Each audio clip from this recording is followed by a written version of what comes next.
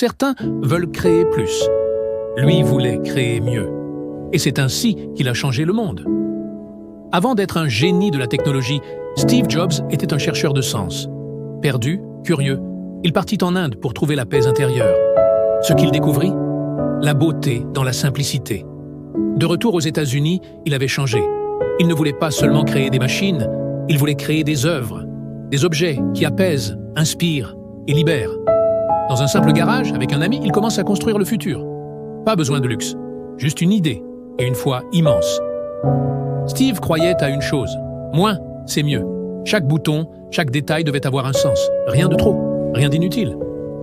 En 1984, il présente le Macintosh, un ordinateur différent, simple, intuitif, humain. Ce n'était plus une machine, c'était une expérience. Puis, il tombe, viré de sa propre entreprise. Mais au lieu d'abandonner, il médite, il apprend, il prépare son retour. Il revient, transformé, avec une vision plus pure. Un bouton, un écran et une révolution.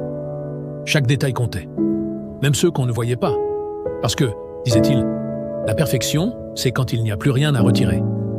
Aujourd'hui, son empreinte est partout, dans chaque écran, chaque design, chaque innovation. Son héritage? Une leçon.